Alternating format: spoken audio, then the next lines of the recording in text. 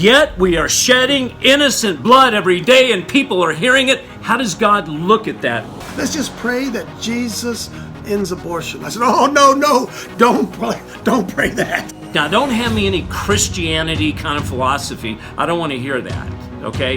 What would Jesus do? If a human being does not have the right to life, then there are no rights. How in the world could God let that child go by and be murdered? That's not the character of God. Greater love has no man than this, and he would lay down his life for his friend. Is that illegal? God bless America. God bless America. He's with us. So the police is going to come and they're going to put handcuffs on Jesus.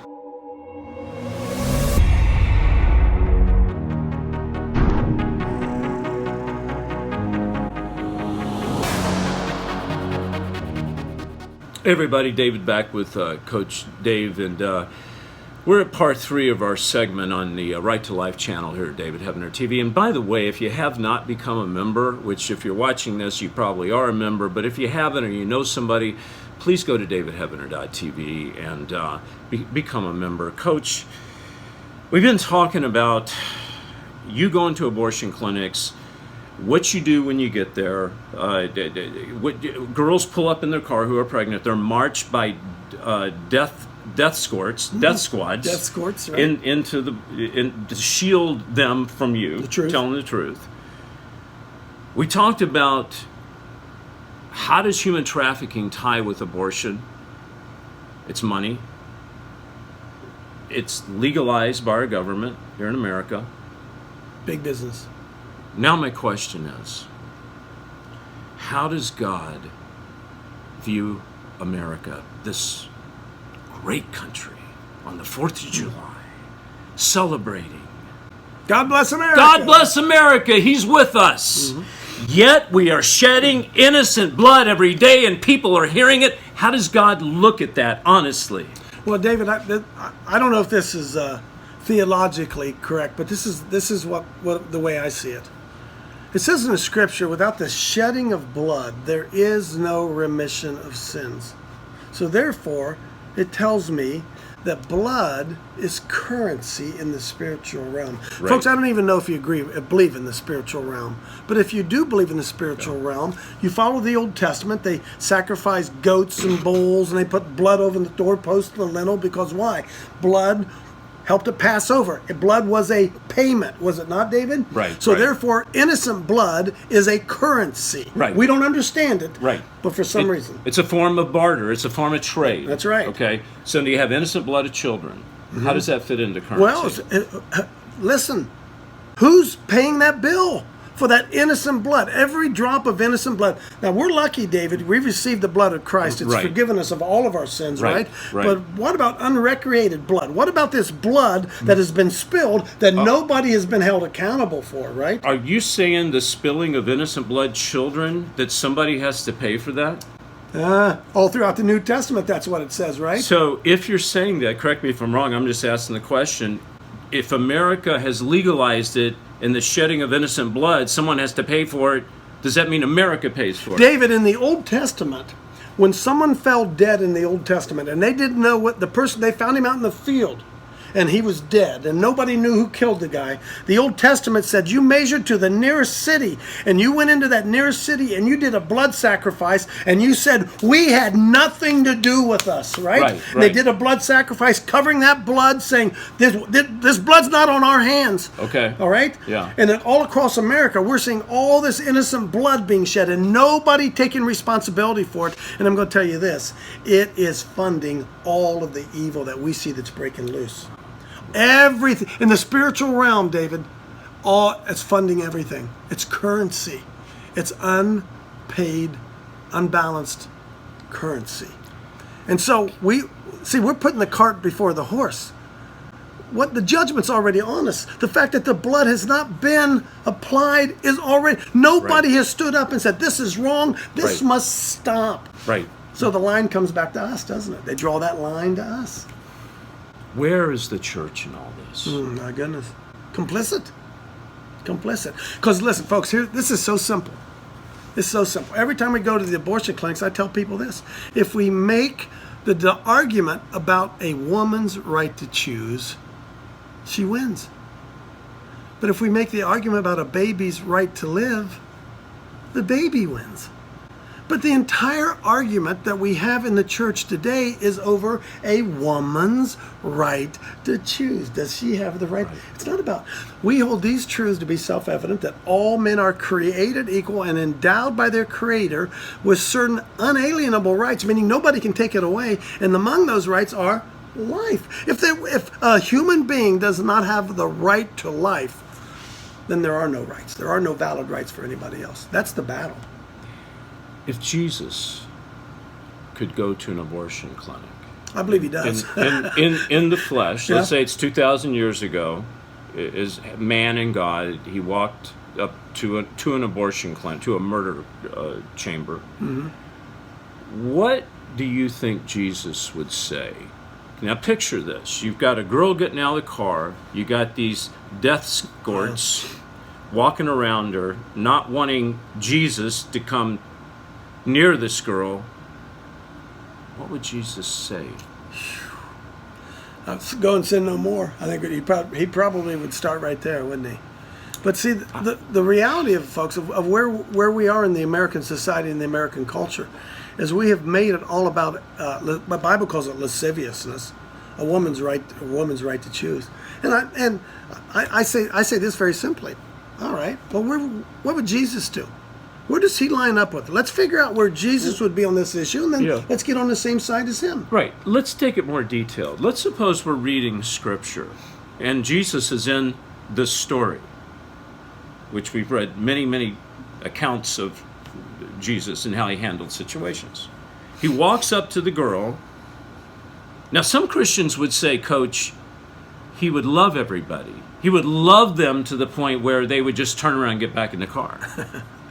Some people would say that he might come over and turn the car over and get violent, right? Mm-hmm. But my question is, and of course I don't expect you to give the ultimate answer, but give me your thoughts, and I want your all's thoughts. What would Jesus, now don't hand me any Christianity kind of philosophy, I don't want to hear that, okay?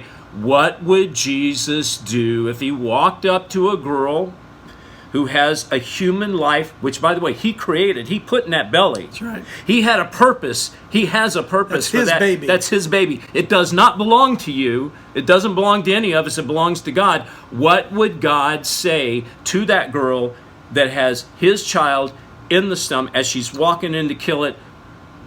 What would he say? What would he do? Oh, my goodness. Well, he would lay down his life for it. We know that for sure, right? And it would say the same thing he said to the woman, go and sin no more. Don't do that anymore. Wait a minute. You said he would lay down his life? Yeah, he did. Well, he did lay down his life at the cross, but would he lay down his life right then and there for that life? I believe he would.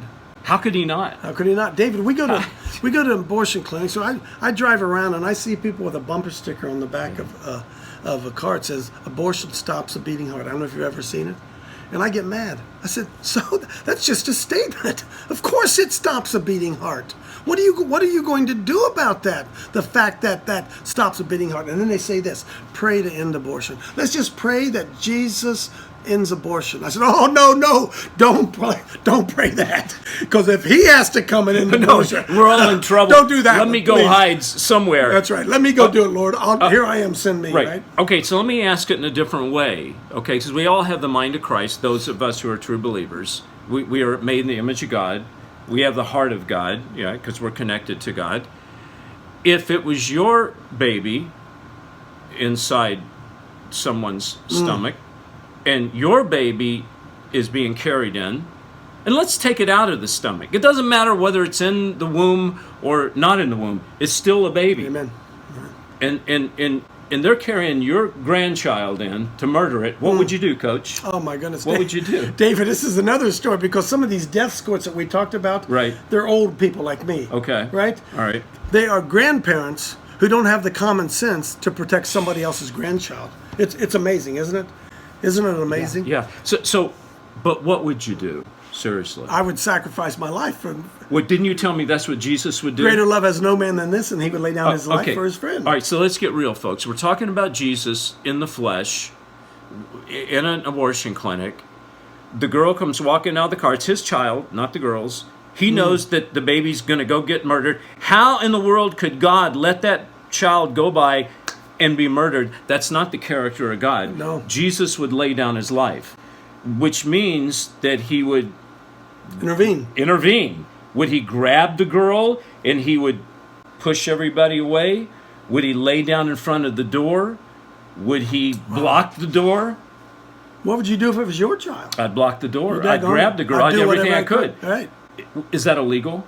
Well, the government says it is. That's what I'm talking about. Yeah. In America. Yeah, it's illegal. We're talking about America right now. So it's illegal, and Jesus is there. He grabs the girl, or he lays down in front of blocks the... What are they going to do now? Jesus is in front of the door. What's going to happen now? What's the next thing?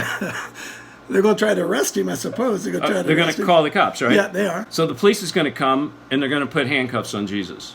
And they're going to tell Jesus that that's woman's right to choose. Woman's right to choose. Because the courts down the street said it was. And they're going to throw him in jail. Yeah. And what's he going to have to do to get out? They ain't going to get him in. But if they did, he would become like Paul the Apostle, wrote 2/3 of the New Testament, most of it from jail, right? Yeah. So the fact that the whole Romans 13, that we have to obey the authorities, but that's a whole show in itself. Folks, what the coach said is bullseye. They ain't going to get Jesus in jail. But here's the sad part about it. We as Christians have Jesus living in us, have God in us. But how many people are willing to let the God in us stand up against the evil? You see? Mm-hmm. Now, I'm not telling you to go break the law, but what I am saying, here's God, here's man. Do we love God and forsake man, or do we forsake God and love man? What's that bracelet, David? What would Jesus do? Maybe we really ought to think long and hard about that. I want you to think about that. You know, Coach, we're not going to sit here and come up with answers. God has the answer.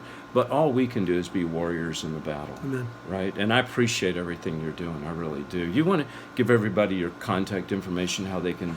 Coach Dave Live. I'm Coach Dave and I'm live. CoachDaveLive.com. And we just try to encourage other people to come out and live out your faith. Be out on the street. Listen, David, when I go to the abortion clinic, I learned this a long time ago. I don't go to save babies. I hope that I do. Yeah. But I go to lift up Jesus. Absolutely. That's my job. I go lift him up in his truth and cry out for the lives. And if we save lives, we do. But at the end of the day, I want that unborn baby who's about to be slaughtered to know that there was somebody appealing for his life to the very end. That's what we're called to do. Mm-hmm. All right. We just show up with God in us, and God will do the rest. Amen. Thank you so much, Coach. Honored to be here. Thanks, Dave. God bless, and God bless you.